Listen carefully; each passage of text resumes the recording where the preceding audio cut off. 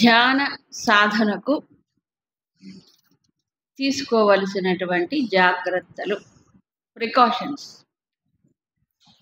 మామూలుగా ఏదైనా జబ్బు అంటే అప్పుడప్పుడు సమాజంలో కొన్ని అంటువ్యాధులు కానీ మొత్తం అంతా వ్యాపిస్తూ ఉంటుంది. మొన్న కరోనా ఈ మధ్య వచ్చినట్లుగా అలా వస్తూ ఉంటాయి. అప్పుడు ఏం చేస్తారు డాక్టర్లు? జనరల్ ప్రికాషన్స్ అంటారు. అంటే అందరూ పాటించవలసినటువంటి కొన్ని జాగ్రత్తలు. అలాగే ఇప్పుడు ధ్యానం అంటే ధ్యానం చేస్తున్నావు, అభ్యాసం అంటే దానికి అనుకూలమైనటువంటి పరిస్థితులు బయట లోపల మనమే ఏర్పాటు చేసుకోవాలి. ఏమి అనుకూలంగా ఉండవు, అనుకూలంగా అన్నీ ఉండవు. ఏమిటి అనుకూలం? బాహ్యం సరే. ఇప్పుడు తన ఎక్విప్మెంట్ ఉంది కదా, తన ఉపాధి, శరీరం, మనస్సు, బుద్ధి, వీటిని వాడుకునే కదా, వీటిని ఉపయోగించుకోవాలి కదా. ఈ ఉపయోగించుకోవాలి అన్నప్పుడు సో మన యొక్క లక్ష్యం ఏమిటి? ఈ ఉపాధుల్లో కూర్చోవటం కాదు, వీటిని ఉపయోగించుకోవాలి. ఒక వస్తువును మనం బాగా ఉపయోగించుకోవాలంటే దాన్ని కండిషన్లో పెట్టుకోవాలి. ఓకే, అవునా కాదా? టీవీ బాగా మనం బొమ్మ కనిపించాలి, దాన్ని ఏం చేయాలి? కండిషన్లో పెట్టుకోవాలి. ఏడాపేడ టిక్కు టిక్కు టిక్కు టిక్కు తిప్పేయకూడదు, దాన్ని కొంచెం జాగ్రత్తగా వాడుకోవాలి. అవునా? అలాగే ధ్యానానికి ఈ శరీర మనోబుద్ధులనే పరికరములను అడ్జస్ట్ చేసుకోవాలి. రీఅడ్జస్ట్మెంట్. మామూలుగా ఏదో రకంగా జీవించటం వేరు, ఈ సాధనకి దాన్ని మలుచుకోవాలి. అందుకే అన్నారు శరీరం ఆద్యం ఖలు ధర్మ సాధనం యోగ సాధనం మోక్ష సాధనం. భోగ సాధనం అయితే అది వేరు, అసలు ఇక్కడ మాట్లాడుకోక పని లేదు కదా. అది మోక్ష సాధనముగా యోగ సాధనంగా మనం మలుచుకోవాలన్నప్పుడు ఏమేమి చేయాలి, ఎలా ఉండాలి చెప్పాడు. ఈ యోగం అనేది, ఈ ధ్యాన యోగంలో ముందుకు వెళ్ళాలి అంటే ఏదైనా మధ్యస్థంగా ఉండాలి. భగవద్గీత మొదటి నుంచి చివరి దాకా యుక్తత్వం అని చెప్తాను. యుక్తత్వం అంటే ఏంటి? మధ్యస్థంగా ఉండటం, మోడరేషన్, మధ్యస్థంగా ఉండటం. ఏమిటి మధ్యస్థం? అన్నీ కూడా ఏది అతిగా పోకూడదు, అసలు లేకుండా కాదు. ఇప్పుడు ఏమేమిటి? ముఖ్యంగా మన ఈ పరికరాలు ఏవైతే ఉన్నాయో వాటిని వాడుకోవాలి. ఇది మనం జీవిస్తున్నాం కాబట్టి ప్రపంచంలో, కానీ దీనికి అనుకూలంగా వాడుకోవాలి.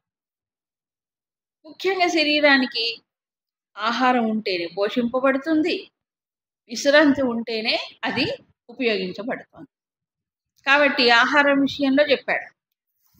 ఎక్కువగా తినేవాడికి యోగం ఉండదు, అసలు తినకపోతే బలహీనం అయిపోతుంది, శరీరం నీరసం వచ్చేస్తుంది కదా. ఎక్కువగా నిద్రపోతే మత్తు పెరుగుతుంది, తమోగుణం పెరుగుతుంది. అసలు లేకపోతే ధ్యానానికి కావాల్సిన శక్తి దానికి ఉండదు. నిద్రలో కొంచెం ఏమవుతుందంటే మనిషికి విశ్రాంతి దొరుకుతుంది. కాబట్టి తగినంత నిద్ర కావాలి, తగినంత ఆహారము కావాలి. ఇది మొట్టమొదటిది. ఇక రెండవది విహారాలు. విహారములు అంటే ఏంటి? సంచారం.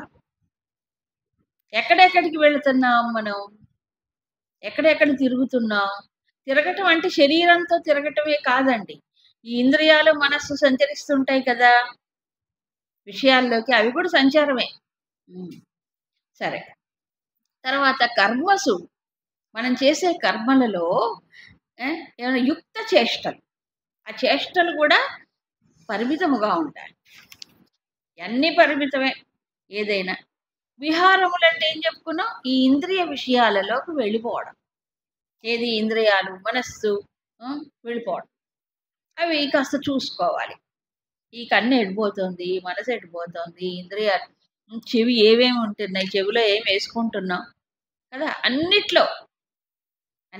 అందుకే మనకి ధ్యాన యోగంలో ఇంతకుముందు బ్రహ్మచారి వ్రతే స్థిత అని చెప్పాడు. ఎంతసేపు బ్రహ్మచర్యంలో ఉండాలంటే అదేంటి, అది కూడా ఉంది. అన్ని ఇంద్రియాలని అన్ని కంట్రోల్గానే ఉంచుకోవాలి. ఎప్పుడండి? ఎప్పుడు దాన్ని వదలడానికి, ఒక్కసారి వదిలినా స్లిప్, దుమ్ము ధూళి అంటుకుండే. అంటుకున్న తర్వాత కడుక్కోవటం బెటరా, అంటుకోకుండా చూసుకోవటం బెటరా? చెప్పండి, అడుసు తొక్కనేలా. మరి తెలుగు సామెతలు అంత బాగుంటాయి. అవునా? అప్పుడు తొక్కకుండా జాగ్రత్త పడితే కడుక్కునే పని తగ్గిపోతుంది. అంతే సింపుల్. కాబట్టి విహారములు కూడా అంతే. మనం ఎక్కడ మన మనసు పోతోంది, ఏ విషయాల్లోకి వెళ్ళిపోతోంది, మన ఇంద్రియాలు ఎటుపోతున్నాయి, ఇవన్నీ నాకు అవసరమా, అంటే నా సాధనకు ఉపయోగపడతాయా లేదా, అలా చూసుకుంటూ పోతే దాదాపు కట్ అయిపోతాయి చాలా వరకు. అనవసరమైనవి చూడకుండా వినకుండా ఉంటే లోపల ఇన్పుట్స్ తగ్గిపోవట్లే, బరువు తగ్గిపోతుంది. మనకి ఈ సెల్ ఫోను, ఈ కంప్యూటర్ వచ్చిన తర్వాత బాగా తెలుసు. అన్ని డౌన్లోడ్ చేసుకొని అన్ని దాంట్లో మెమరీలో ఉంచుకు మెమరీ ఫుల్ అని చెప్తుంది అది. అవునా? అప్పుడు ఏం చేయాలి? డిలీట్ డిలీట్ డిలీట్ చేసేయాలి. అవునా కాదా? అట్లాగే ఇక్కడ కూడా అంతే. అవన్నీ ఎటు వస్తున్నాయి, ఎక్కడ పడుతున్నాయి, ఏంటి ఎక్కడ పడుతున్నాయి ఇంద్రియ విషయాలు. కాబట్టి ఎంత సంచారం చేస్తే, ఎంతగా ప్రపంచంలోకి వెళ్ళి దూకుతుండే అన్ని విషయాలు ఏమైపోతున్నాయి, లోపల వచ్చి పడట్లే, పడుతున్నాయి, బరువు పెరుగుతోంది కదా. అందుకని చెప్తున్నాడు విహారం.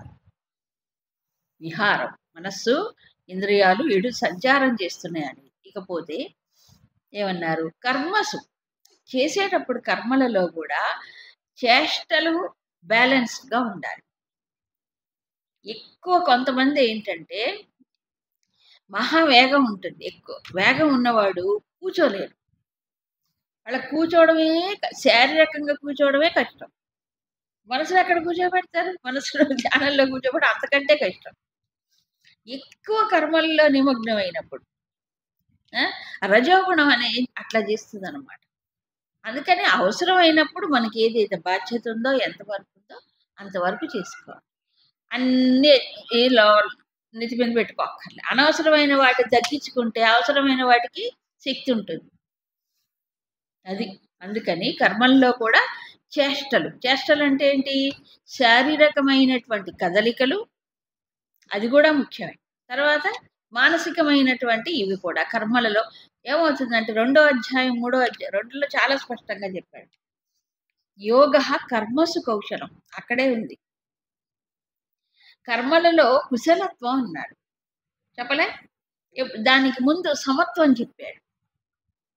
సమత్వం చెప్పి తర్వాత కుశలత్వం చెప్పాడు. ఇక్కడ కర్మక్షేత్రంలోనే కదా చెప్పింది అదంతా. సిద్ధి అసిద్ధి ఈ రెండిటి విషయంలో, అంటే సక్సెస్ ఫెయిల్యూరు, లాభం నష్టం, ఈ రెండిటి విషయంలో ముందు సమత్వం, సమమైన బుద్ధిని అలవాటు చేసుకోవటం. మన ప్రయత్నం మనం చెయ్యాలి, జరిగేది స్వీకరిస్తాను అనే ఒక నిశ్చయానికి రావాలి.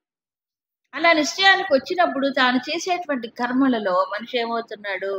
చక్కగా దృష్టి నిలిపి చేస్తాడు. దృష్టి నిలిపి చేసినప్పుడు అది ఏమవుతుంది? కుశలం.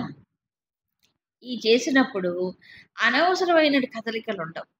లేకపోతే చేసే చిన్న పని అయినా ముక్కుతూ మూలుగుతూ చేస్తారు, అంటే స్ట్రెయిన్ ఎక్కువ పడతారు. చేసే చిన్న పనే, ఎందుకని? ఎనర్జీ అంతా వేస్ట్ అయిపోతుంది కదా. ఎక్కువ ఎనర్జీ వేస్ట్ కాకుండా చెయ్యాలంటే ఏం చేయాలి? అక్కడ నింపాదిగా, హాయిగా, అంటే దృష్టి నిలిపి నిదానం మంచిగా చేసుకుంటే ఏం కాదు. హడావుడు చేశానుకోండి, ఇప్పుడు ఇక్కడి నుంచి అక్కడ పోవాలండి, నార్మల్ పేజ్లో పోవచ్చు. మనకు హడావుడి ఉందనుకోండి, కొంచెం వేగంగా నడవచ్చు, దూకక్కర్లే. అవునా? అనవసరం. అంటే ఏ పనికి ఎంత శక్తి మనం ఖర్చు పెట్టాలి, పొదుపు చేసుకోవాలి. డబ్బును పొదుపు చేసుకోవట్లే, చేసుకుంటున్నావా లేదా? మన లోపల ఇంత శక్తి ఉంది, ఏది ఇంద్రియాలకు, మనసుకు, బుద్ధికి శక్తి ఉంది. అది చేష్టల్ని కంట్రోల్ చేసినప్పుడు ఏమవుతుంది? అది ఏమవుతుంది లోపల.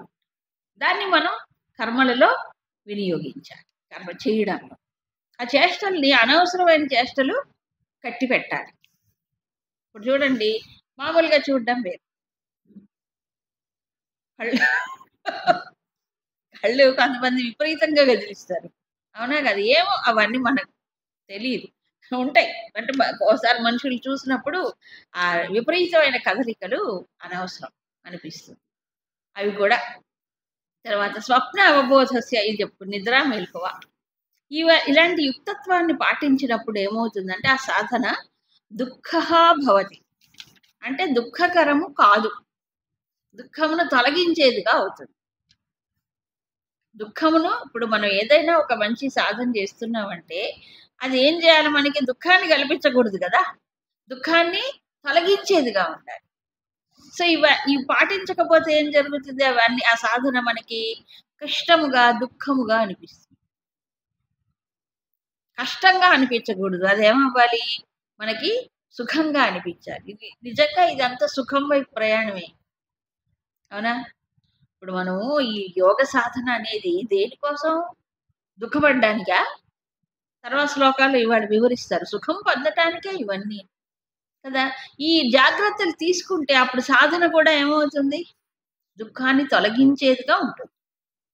అంటే నేను అనుకోవడం, లక్ష్యం సుఖం, మార్గం కూడా సుగమంగానే ఉంటుంది, మార్గం కూడా సుగమంగానే చేసుకోవాలి. ఇప్పుడు నేను ధర్మాన్ని చెయ్యాలి, అవునా?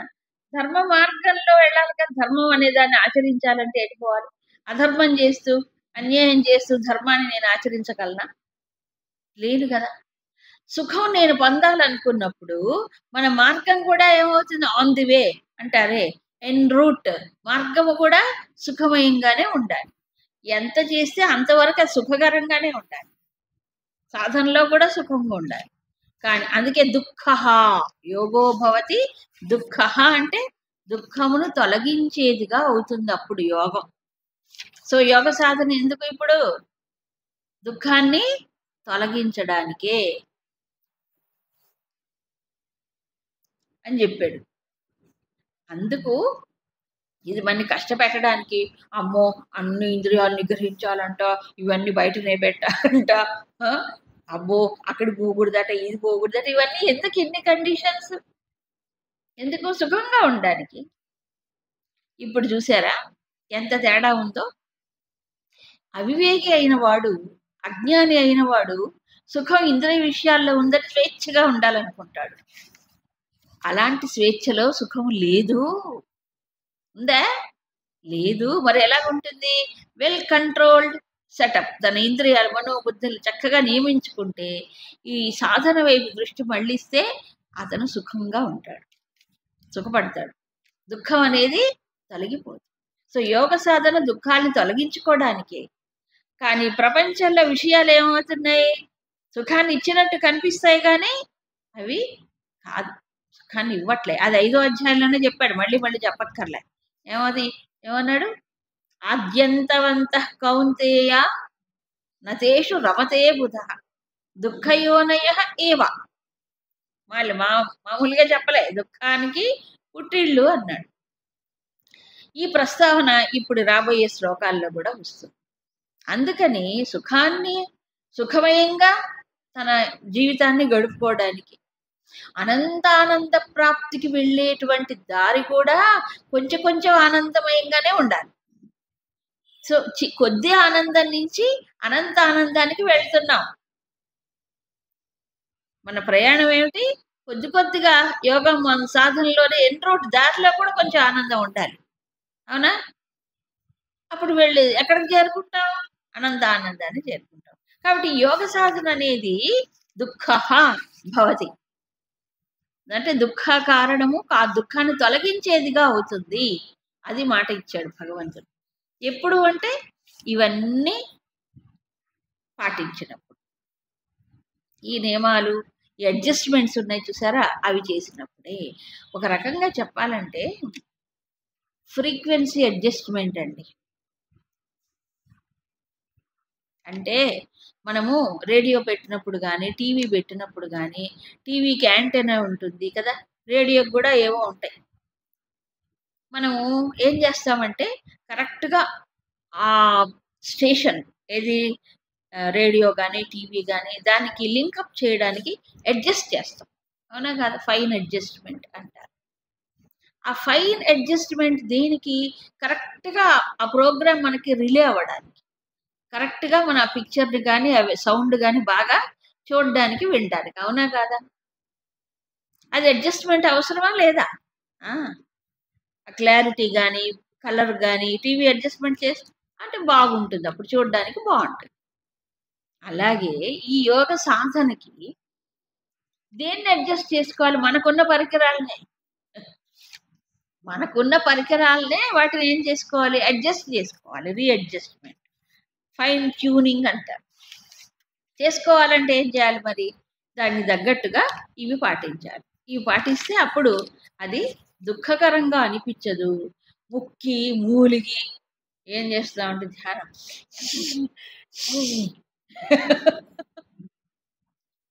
అది చాలా కష్టంగా చేయకూడదు, అది హైగా ఉండాలి చేసేసి.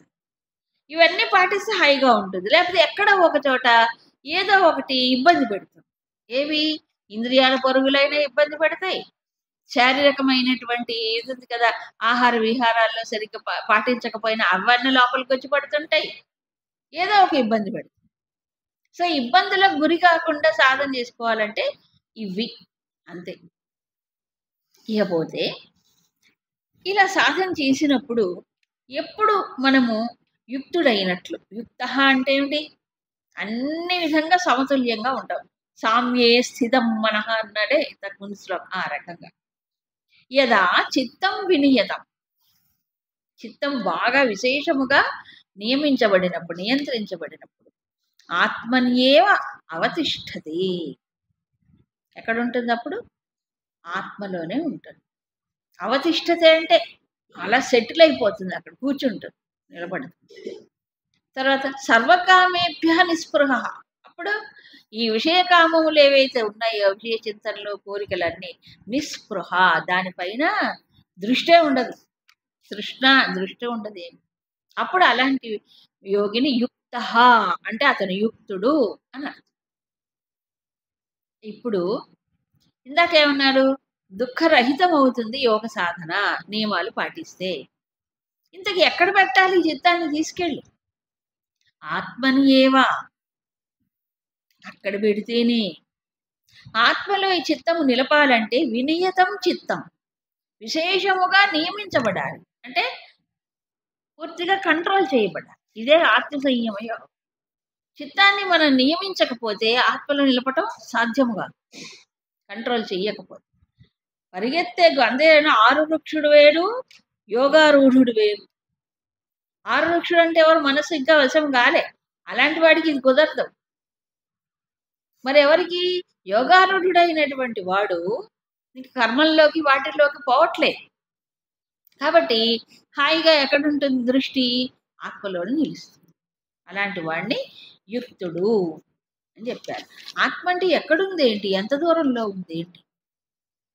ఏమీ లేదు, ఈ చిత్తం వెనకే ఉంది. చిత్తానికి ఎంత దూరంలో ఉంది? చిత్తానికి ఆధారం ఎవరు? చిత్తు, పరమాత్మే, చైతన్య రూపమై ఉన్నది. ఎంత దూరం? ఎక్కడికో పోయే ప్రయాణం కాదు కదా. ఏం లేదు, మాట్లాడి చెప్పారు రైట్ అబౌట్ అంటే ఈ చిత్తం లెఫ్ట్ రైట్ అని పోతే విషయాల్లోకి వెళ్ళిపోతుంది మాటికి ఇంద్రియాల ద్వారా. అలా వెళ్ళేటువంటి దాన్ని ఏం చేస్తున్నాడు ఇప్పుడు సాధకుడు? వెనక్కి తిప్పుతున్నాడు. దానికోసమే ఇదంతా. అప్పుడు ఏం జరుగుతుంది? తన వెనకలో తనకు ఆధారమైన దాన్ని, అధిష్టానాన్నే చూస్తున్నాడు. అలా ఆత్మని ఏమో అవతిష్టది. ఎప్పుడు బాగా నియమించబడినప్పుడు ఈ కామ్య విషయములు ఎందు నిస్పృహ, దానిపైన దృష్టి లేకపోవడం. స్పృహ అంటే ఏంటి? దానిపైన దృష్టి, అవునా? స్పృహ. అలాగే తృష్ణారహితం, దానిపైన తృష్ణ లేకపోవడం. అప్పుడు ఏం జరుగుతుందంటే కూర్చుంటుంది, ఆత్మలోనే ఉంటుంది, నిలుస్తుంది. అలా నిలిచినప్పుడు ఆ హృదయం ఎలా ఉంటుంది అనేది మనకి చక్కగా 4-5 శ్లోకాల్లో వివరిస్తున్నాడు భగవంతుడు. ఓ ఇలా ఉండాలన్నమాట, అది తెలియద్దు మనకి. సో ధ్యానం చేసేటప్పుడు చిత్తం ఇలా ఉండాలన్నమాట, ధ్యేయ వస్తువు ఇదనమాట అనేది క్లియర్గా చెప్పొద్దా? అది నేను అందుకోవాలి అనేది ఇతనికి తెలియాలి ధ్యాన సాధన చేసేవాడు. దానికి ఒక మంచి ఉదాహరణతో చెప్పారు. యథా దీపో నివాతస్థ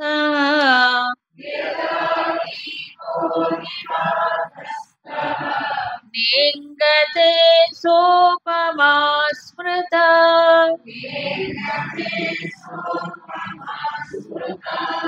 యోగినో యత చిత్తస్య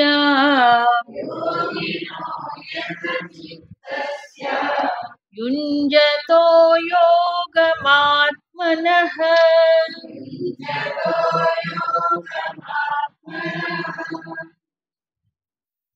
యత చిత్తస్య యోగినః అంటే చిత్తాన్ని బాగా నియంత్రించినటువంటి యోగి,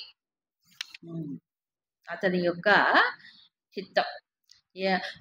ఆత్మనః యోగం యుంజతే, చిత్తాన్ని నియమించి ఏం చేస్తున్నాడు? ఆత్మతో నిరంతర అనుసంధానంలో నిలుపుతూ ఉన్నాడు. అలాంటి అభ్యాసం చేసే వారి యొక్క చిత్తం అంటే దాంట్లో నిలిచిన వారి యొక్క చిత్తం ఎలా ఉంటుంది? స ఉపమా స్మృత. ఉపమా అంటే తెలుసుగా పోలిక, ఉపమానం. ఈ ఉపమానం గుర్తొస్తుందట స్మృత. ఎలాగూ? యథా నివాతస్థ దీప న ఇంగతే. నివాతస్థ, నివాతం అంటే వాతం, వాతం అంటే వాతరోగం, వాయు. నివాతం అంటే గాలి లేకపోవడం, గాలి లేకపోవడం. నివాతస్థ అంటే గాలి లేని చోట పెట్టబడిన దీపం ఎలా ఉంటుంది? అది న ఇంగతే, కదలకుండా ఎలాగైతే ఉంటుందో ఆ పోలికని ఇక్కడ చెప్పాడు. అలా ఉంటుంది అని.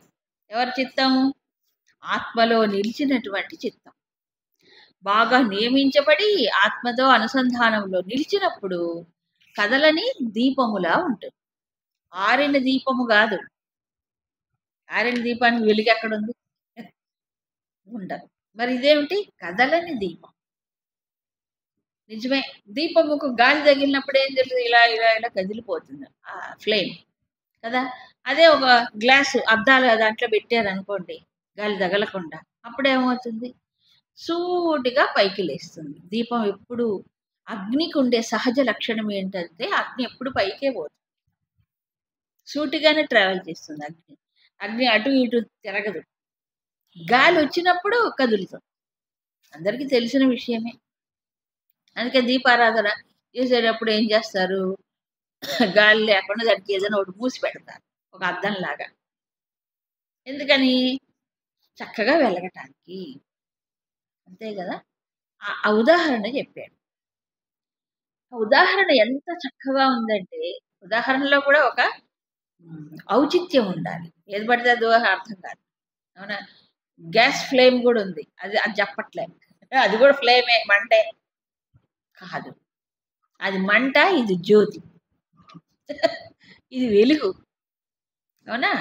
సో ఈ వెలుగు ఏమిటంటే కదలనటువంటి వెలుగు. వెలుగు ఎప్పుడైనా సరే చూడండి, ఒక వెలుగుతున్న వస్తువు మనకు ఉపయోగపడాలంటే అది కదలకూడదు.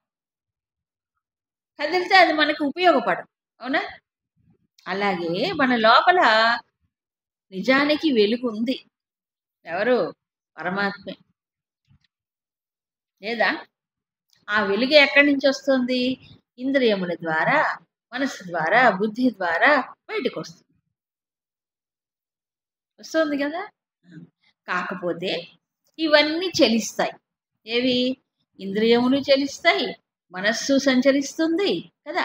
ఈ చలించే వాటిల్లో ఏమవుతుంది? అది వ్యక్తమైనప్పుడు అవి కూడా చలించినట్టు కనిపిస్తుంది. అది మనకు ఉపయోగపడదు. కాబట్టి ఏం చేయాలి? వీటిని వినియతం అన్నాడు. అందుకే ముందు వీటిని నియమించాలి. ఏది? చిత్తాన్ని, ఇంద్రియాన్ని మొదలై నియమించాలి. చిత్తాన్ని నియమించటం వల్ల ఏం జరుగుతుందంటే, ఎలాగైతే గాలి లేని చోట గాలి తాకకుండా దీపాన్ని ఉంచుతామో, ఈ చిత్తము చలించకుండా ఉండాలంటే ఏం చేయాలి? అప్పుడు ఇంద్రియాలని సంయమించాలి. ఇంద్రియాల ద్వారా విషయాలు అనేటువంటివి రాకుండా జాగ్రత్త. మామూలుగా అదే జరిగేది. ఏమవుతుంది? మనకి విషయాలు ఎక్కడి నుంచి వస్తున్నాయి? ఇంద్రియాల గుండా, గాలి. గాలి ఎక్కువ ఉంటే ఆరిపోయినట్టు. ఎక్కువ విషయాలు వచ్చాయనుకోండి, ఏం చేస్తాడు అప్పుడు ఏకాగ్రమే ఉండదు. కాబట్టి ముందు వాటిని నియమించాలి. బయట వాటిని నిరోధించిన లోపల సంస్కారాల ప్రభావంలో వస్తాయి మళ్ళీ. లోపల నుంచి రావు ఏమిటి ఆలోచనలు, లోపల నుంచి విషయాల్లోకి వెళ్ళిపోతాయి. సో బయట నిరోధించాలి, తర్వాత లోపల కూడా నిరోధించాలి. రెండు పక్కల నుంచి చేయాలి. ఏదొక్కటి వదిలినా మళ్ళీ అయిపోతుంది, బురదలో పడిపోతుంది. మనసు వెళ్ళి ఇంద్రియాల విషయాల్లోకి వెళ్ళిపోతుంది, లేదా పాత సంస్కారాల ప్రభావంతో మళ్ళీ వెళ్ళి వేగంగా పడుతుంది. అందుకని వినియతం చిత్తం. అందుకే ఆహార విహారములలో కూడా దీన్ని కంట్రోల్ చేయాలి, దీన్ని నియమించాలి. సో ధ్యాన సాధన అనేటువంటిది మొత్తం జీవితాన్నే మారుస్తుంది. అలా అయితేనే ఉపయోగం. అంతే తప్ప నా సినిమాలు, నా షికార్లు, నా స్వేచ్ఛ నాకే మళ్ళీ ధ్యానం కూడా చేస్తానంటే అవ్వదండి. బువ్వా కాదు, కుదరదు కదా. నువ్వు అనంత సుఖాన్ని పొందడానికి అల్పమైన సుఖాన్ని త్యజించాల్సిందే. పైగా సుఖము కాదు, సుఖరూపంలో కనిపించే దుఃఖాలు అవన్నీ. ఈ చిన్న చిన్న సుఖాల కోసం పాకులాడుతూ ఉంటే, వెప్పర్లాడుతుంటే అది ఎప్పుడు లభిస్తుంది? అవునా కాదు? ఎవరైనా సరే చూడండి, మామూలు లౌకిక ప్రపంచంలో మనం చూస్తాం. ఒక స్టూడెంట్ ఉన్నాడు, వారి లక్ష్యం వేరు, గోల్డ్ మెడల్ అనుకున్నాడు అనుకోండి. వాళ్ళ ఫీల్డ్లో నేను గోల్డ్ మెడల్ సంపాదించాలనుకునేవాడు ఎలా చదువుతాడు? అంత సిన్సియర్గా చదువుతాడు. అవునా? మామూలుగా అయితే హాయిగా ఫ్రెండ్స్తో తిరగటం, లేదా షికార్లు పోవడం, అది పోవడం ఏవో చేస్తుంటారు. అవునా? అవన్నీ ఆపేసి కాదు నేను ఇలా పొందాలి, ఇది అచీవ్ చేయాలనుకుంటేవాడు అవన్నీ కట్టి పెడతాడా లేదా? కట్టి పెడతాడు కదా. మరి చిన్న చిన్న టార్గెట్స్కే ఇవన్నీ వదిలేస్తుంటే పొందవలసింది అనంత లక్ష్యం అయినప్పుడు మరి వాటికి ఈ చిన్నవి పట్టుకుంటే పెద్దది వస్తుందా? కాదు కదా. అందుకు చెప్పాడు. ఏమవుతుంది అప్పుడు? ఈ కట్టి వేసినప్పుడు, కొంత నియమించినప్పుడు ఏమవుతుంది? గాలి లోపలికి రాదు, విషయాల గాలి రాదు. రానప్పుడు ఏమవుతుంది? నిర్విషయం మన చిత్తాన్ని నిరోధిస్తాడు కదా. నిర్విషయం అంటే విషయాలు లేదు. విషయం లేకపోతే మనస్సు నిలవదండి, అక్కడ మనస్సే ఉండదు. విషయం ఉంటేనే మనస్సు. మీరు బాగా పరిశీలించండి మనస్సుని. విషయం తీసేశారు, ఆబ్జెక్ట్ లేదు, విషయం లేదు, అప్పుడు మనస్సు ఎక్కడుంది?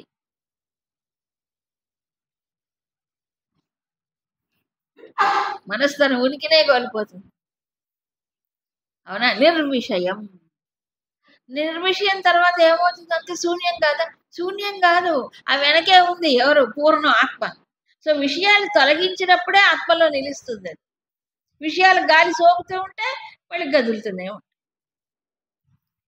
కాబట్టి ఆత్మతో అనుసంధానం చేసేటువంటి ఆ యోగి యొక్క చిత్తం ఎలా ఉంటుంది? కదలని దీపములాగా ప్రకాశమానమై ఉంటుంది, కానీ చలనము లేదు. ఎందుకంటే ప్రమేయం లేదుగా విషయాలతో. మరి ఎలా ప్రకాశం అయితే ఉంటుంది? దీన్నే ఆత్మబోధ వాటిల్లో శంకరులు ఒక ఉదాహరణతో చెప్పారు.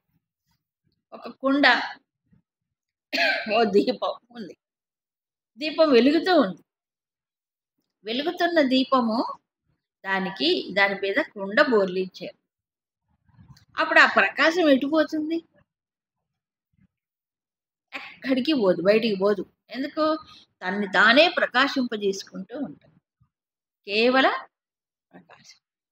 బాహ్య విషయాల స్పృహ స్పర్శ లేదు. అది అస్పర్శం.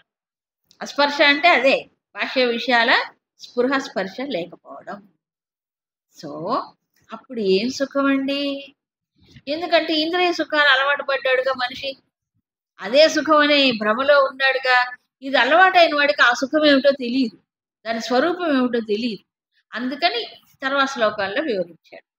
20 యత్రో పరమతే చిత్తం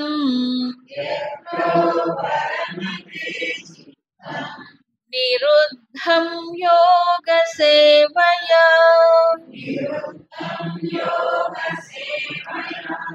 యత్ర చైవాత్మనాత్మానం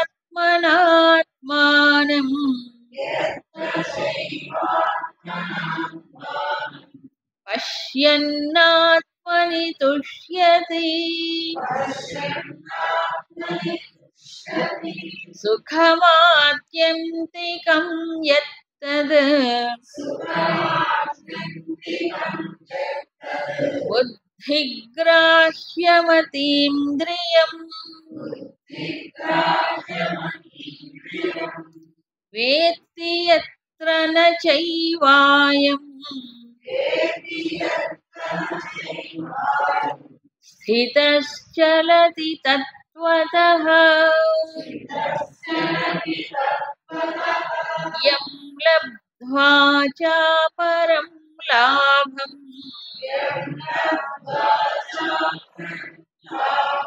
మన్యతే నాధికం తతః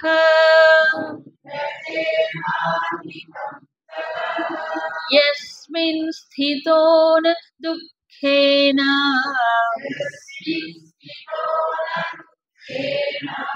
గురుణాపి విచాల్యతే తం విద్యాత్ దుఃఖ సంయోగ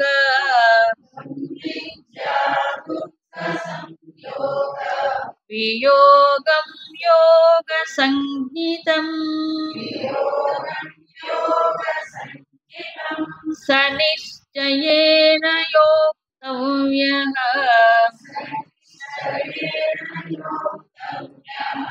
యోగో నిర్విణ్ణ చేతసా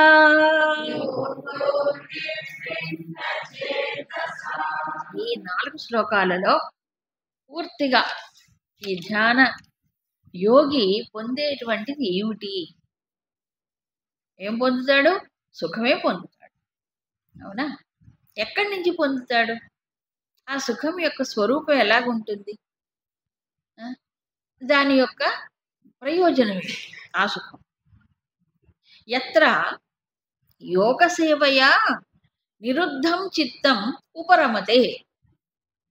ఎప్పుడైతే, ఇక్కడ ఎత్ర అంటే ఎక్కడైతే కాదు, ఎప్పుడైతే అని ఇక్కడ అర్థం. యోగ సేవయా, ఈ ధ్యాన యోగం అభ్యాసము చేస్తూ చిత్తం నిరుద్ధం, చిత్తం ఏవాలి? పూర్తిగా నిరోధించబడాలి. కంట్రోలింగ్ కాదు, నిరోధం. కంట్రోలింగ్ వేరు, నిరోధించటం వేరు. కంట్రోల్ అంటే పరిగెడుతుంటే కాస్త వెనక్కి తిప్పడం, అది కాదు. ఏకాగ్రం ముందే చెప్పాడు. ఏది? అభ్యాసములో. అభ్యాసములో ఏకాగ్రం. ఏకాగ్రం తర్వాత సాధించవలసిన స్థితి ఏమిటి? నిరుద్ధం, నిరుద్ధ స్థితి, నిరోధావస్థ అన్నాడు. చిత్తము నిరోధించబడినప్పుడు అంటే ఇక వృత్తులు, చిత్త వృత్తులు ఏమీ లేనప్పుడు, ఏమి లేవు, ఆలోచన లేవు, చిత్త వృత్తులు లేవు, ఏముంటుందండి? శూన్యం అనుకుంటాడు. శూన్యం కాదు, ఏముంటుంది? పూర్ణం. అప్పుడు ఆత్మానం పశ్యన్ ఆత్మని తుష్యతి. ఏమిటి? ఆత్మానం ఆత్మని పశ్యన్ తుష్యతి. తనలోనే తాను తనని చూసుకుని ఏమవుతున్నాడు? తృప్తిగా ఉంటాడు, హాయిగా. అక్కడ ఇంకోటి చూడ్డు, ఇంకో వస్తువు లేదు, ఇంకొక విషయము లేదు. ఎందుకు? నిర్విషయం కదా. చిత్తవృత్తులు నిరోధించినప్పుడు ఏముంటుంది? ఏ విషయం లేదు.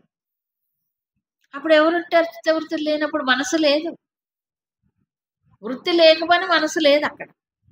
అయ్యో మనసే లేదా? అది లేకుండా పోతేనే మనకు శాంతి. అవునా? సో అప్పుడు ఎవరున్నారా వెనక? ఆ చిత్తం వెనక ఎవరున్నారు? చిత్తు.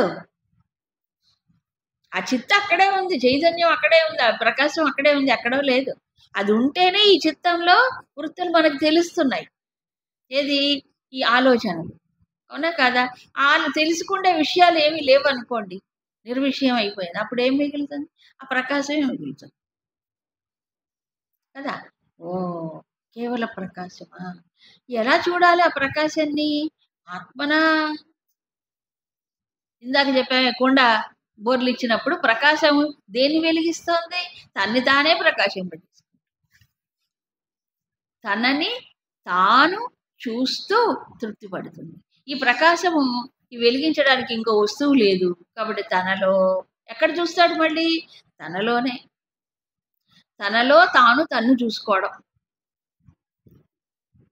ఇదే విషయాన్ని స్థితప్రజ్ఞాక్షుడు చెప్పాడు. ఆత్మన్యేవ ఆత్మనా తుష్ట చెప్పాడా?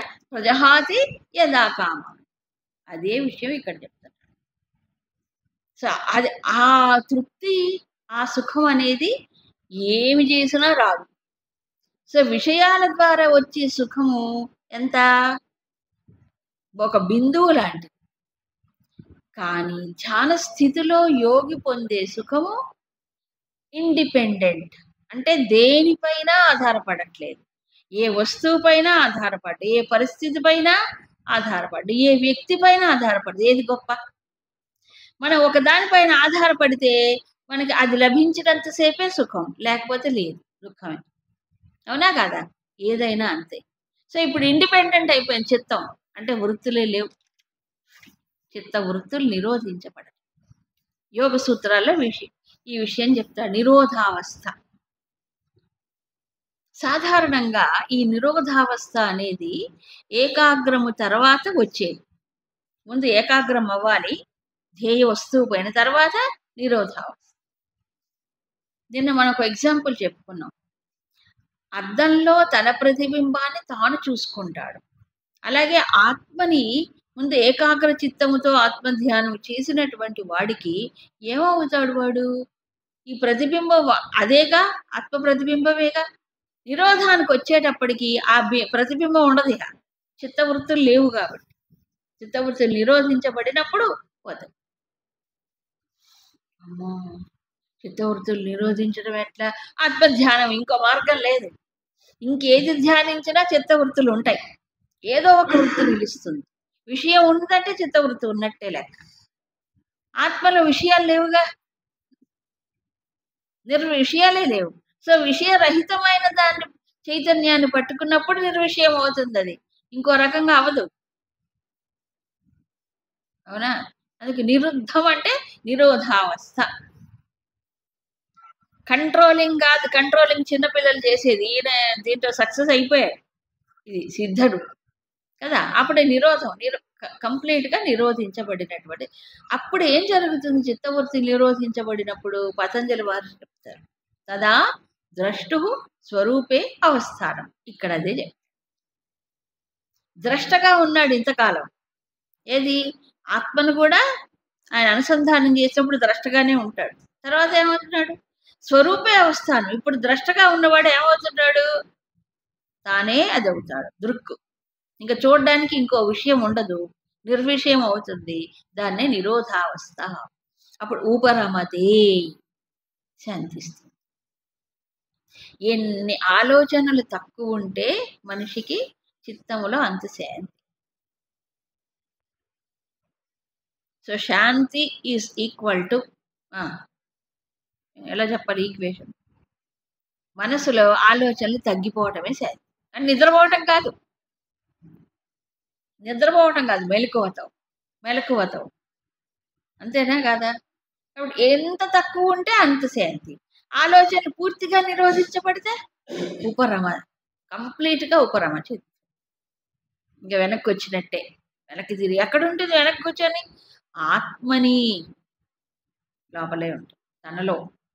అందుకే తనకు తానుగా ఉండు అంటుంటారు మామూలుగా. రమణ భగవాన్ ఉపదేశాలు చెప్పు, తానుగా ఉండి ఏంటి? తనకు తానుగా ఉండేది తలుపులు వేసుకుని ఒంటరిగా కూర్చోటం కాదు కదా. ఆత్మలో ఆత్మయై ఆత్మగా ఉండటం. ఇంకొక చోటికి వెళ్ళటం లేదు, ఇంకొక దానిపైన దృష్టి నిలపటము లేదు. వస్తువు ఉన్నదంటే మూడు ఏమన్నా త్రిపుటి ఉంటుంది. నేను ఒకడు ఉన్నాను, వస్తువు ఉంది, దాన్ని చూస్తున్నా, దానిపైన దృష్టి నిలుపుతున్నా. ఇక్కడ అది లేదు. ఆత్మలో వస్తువేమిటి? కేవలం ప్రకాశమే. కేవలం అయినటువంటి ఆత్మలో నిలిపినప్పుడు అప్పుడు ఇది కూడా ఏమవుతుంది? దాని ఉనికి కోల్పోతుంది. చిత్తం ఉనికి కోల్పోవాలంటే ఇది ఒక్కటే మార్గం.